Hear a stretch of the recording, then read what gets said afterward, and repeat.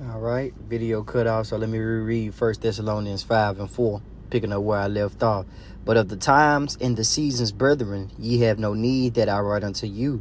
For yourselves know perfectly that the day of the Lord so cometh as a thief in the night. For when they shall say peace and safety, then sudden destruction cometh upon them, as travail upon a woman, and they shall not be able, they shall not escape. All right. It say, as travail upon a woman with child, and they shall not escape. Right? Because a time coming where you're going to see disasters upon disasters, man. You know? It said, the Lord said he's bringing famine, death, pestilence, destruction. Hey, the sword, twofold, the nuclear missiles and Esau Edom. Even King David said, hey, disappoint him. All right? Hide me from the wicked, which is thy sword. Hey, protect me from the wicked, which is thy sword, Lord. You know, Esau is very surgical with the weaponry, man. You know, he was blessed with the sword, man. But we were blessed. Hey, our warfare is not carnal. Our weapons are not carnal, man. You know, but they're mighty. And ultimately, this word, this wisdom, which give us a sound mind, which give us the blueprint of the end game, that we have the ultimate W, man. Nothing could come up against this truth, you know? And why nothing could come up against this truth? Because the Lord says so. The Lord said you could do nothing against the truth, but for the truth, man. So be not faint-hearted. Let's get 1 Thessalonians chapter 5 in the MSG. This is 1 Thessalonians chapter 5, verse 1 in the MSG, which is the Message. I don't think, friends, that I need to deal with the question of when all this is going to happen. Because we see these things, man. We see the prophecies. That's how we keep up with Yahushua. By the prophecies, by the events that's occurring. All right? The events at hand. And it's happening like a domino effect, man. Sooner or later, those rumors of wars will no longer be rumors. They're going to actually be full-on blown out wars. Right? And Yahushua is going to be the end game to all the war that's going to be going on. But before all that, we got the MOTB got to be introduced, man. You know, Revelations 13 and 16 got to be introduced, man. His enterprise, this devil's enterprise, got to be established, man. You know, it's just the Lord just setting things in play. That's all the Lord is doing. He just setting things in play, getting things ready. The Lord ready to make a move, and you should be ready, ready to go home, man. If you're an Israelite, a Negro, Latino, Native American, Indian, man, and you got the names of Yahweh Shema Shai, right? And the Lord gifted you his name, man. You should be calling on it, man. You should be praising it forevermore, so we can get up out of here, man. Back in 1 Thessalonians 5 and 1, I don't think, friends, that I need to deal with the question of when all this is going to happen. You know as well as I that the day of the Master's coming can't be posted, right, on our calendars. He won't call ahead and make an appointment any more than a burglar would. When have you ever had a thief make an appointment on when they're going to rob you, man? Hey, I'm going to come rob you at 10 p.m. Be ready. No, man.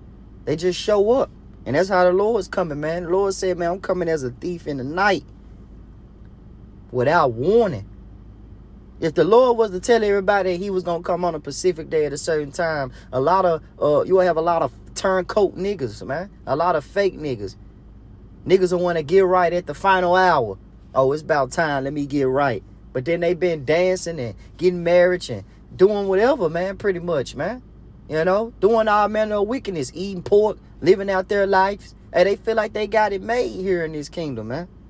You can't tell Jake nothing. They feel like they on a level.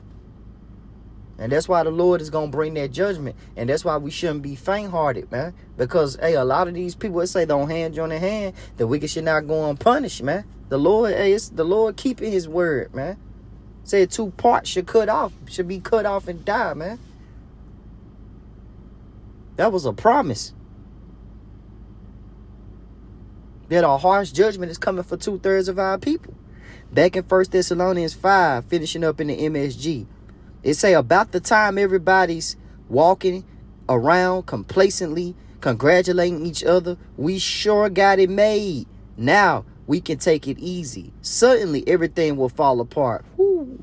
It's going to come as suddenly and inescapable as birth pains to a pregnant woman, man. The Lord compared the day of evil like a pregnant woman going through birth pains, man. Because right now we're going through those contractions. And then when the birth happens, man, hey, you never know what time, what hour, and what day, man. You don't know what we don't know what we'll be doing. We just pray that when that day pop off and it happen, that you be doing something righteous, man. All right? That you make useful with the time, man. All right? Because time belongs to the Father, man. Time belongs to the Father. But right now, the Lord has given us the time to what? Measure the times diligent, to pay attention to him, to occupy in him. This is why we here, to fear the Lord and keep the commandments, man. You know? That's why I say, man, this is not for the faint-hearted, man. This is not for those who have major cares about this life, man.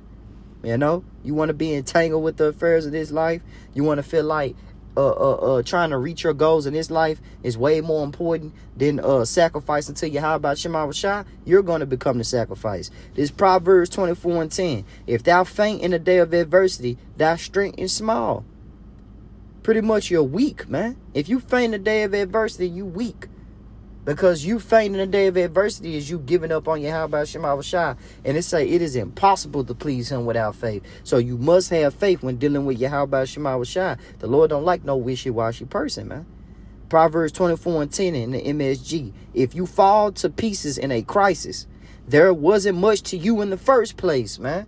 That was in the MSG. I'm going to read it again. Proverbs 24:10 in the MSG. The Message. If you fall to pieces in a crisis, there wasn't much to you in the first place, man. That means you was created in vain and you was born to be destroyed, man. You know? A lot of these people, man, they're weak, man. They can't serve you how about Shema Shah because they just care about the world so much. But look at the world, man. It's getting weaker, man.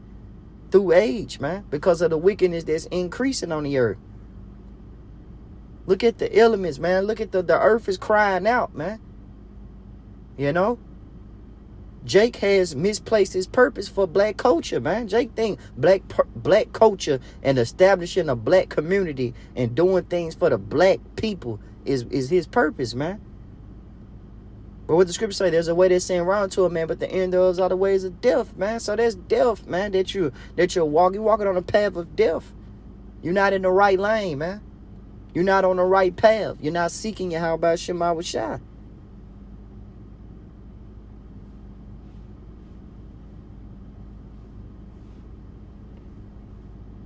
Let's get Sirach, chapter 2, right?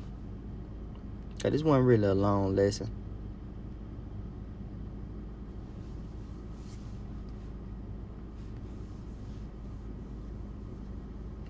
Give me one moment.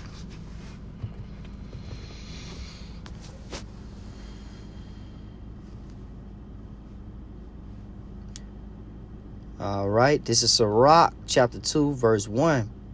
I'm going to start at the top because it's going to be a time like no other, man. A time that's coming is going to be a time like no other.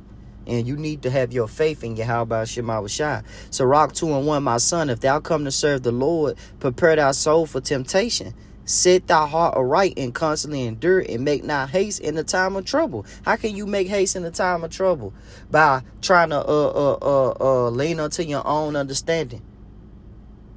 Trying to do things on your own, not cleaving unto Yahweh Shema Shah, not casting your burdens upon the Lord, man.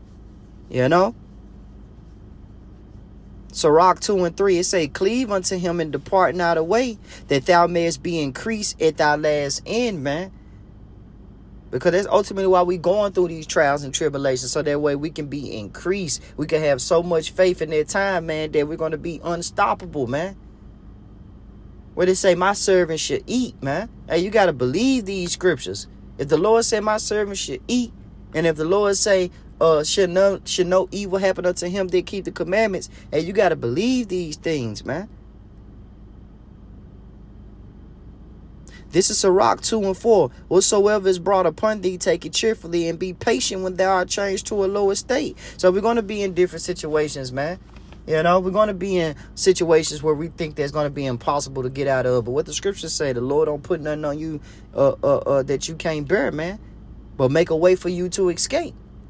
Roughly paraphrase it, man. The Lord's going to make a way for those that love him, those that keep the commandments, those that fear him. And he's going to make a way for them to escape, man. They gonna see the wide, man.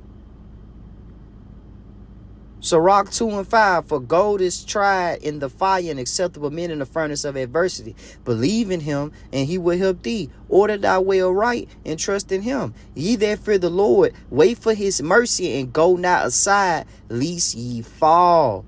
You see?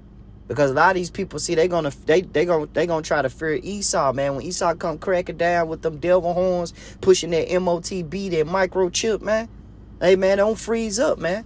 When your livelihood get threatened, when your job, your kids, your family, when all these things come upon you, man, hey, don't be faint-hearted, right?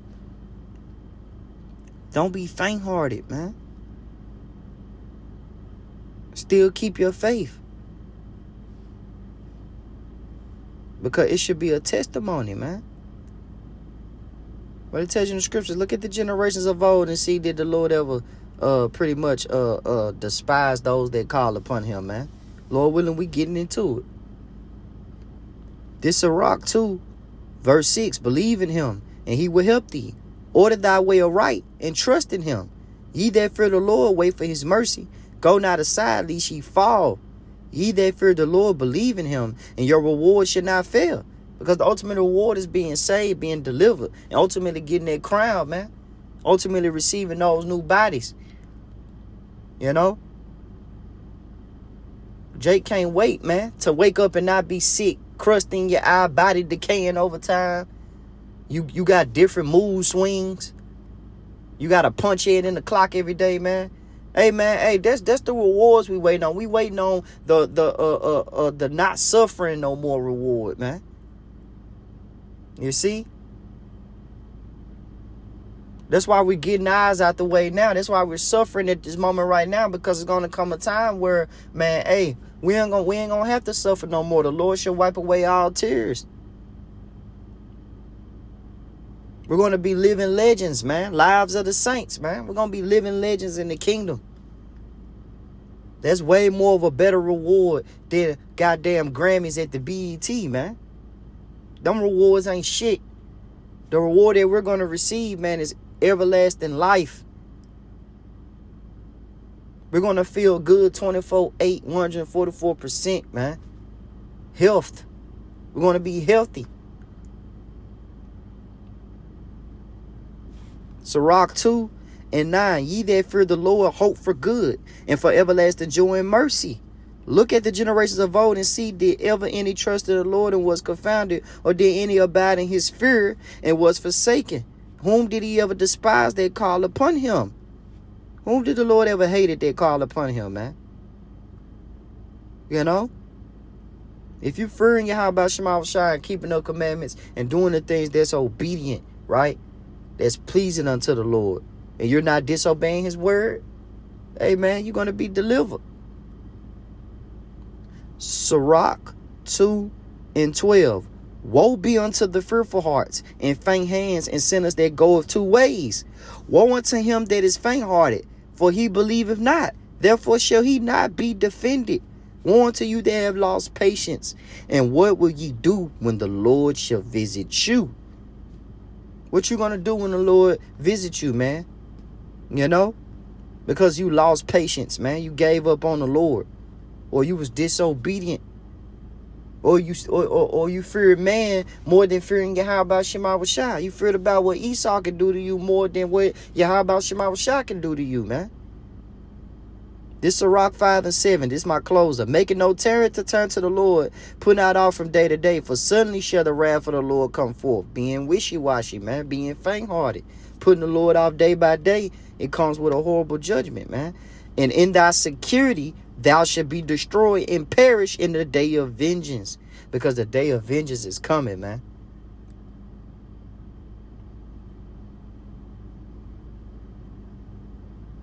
And it's time to run to that strong tower, right? Because say the righteous, I'm going to go ahead and get it, man. I'm going to go ahead and get it. I ain't going to even butcher that one. All right, let's get Proverbs 18:10. See, one thing about that name, man, the name covers everything, man. You know, when you call on the names of Yahweh Shema Shah, man, you know a sure salvation is coming, man. You know the Lord is going to deliver. You know the Lord going to work a work, man. He's going to revive his work in the midst of the years. The Lord's going to go hard, man. And we need to be going hard as well, too. By fearing in him, trusting in him, man. We need to have big faith, right? Proverbs 18:10, the name of the Lord is a strong tower, and the righteous run into it, and it's safe. You know? The righteous runneth to it. They hauling ass to the name of Yahweh Shema Shah, man. We eat, breathe, and sleep Yahweh Shema Shah. What it say? The elect should praise his holy name, man. All right? So that's all that I have. Hey, shalom.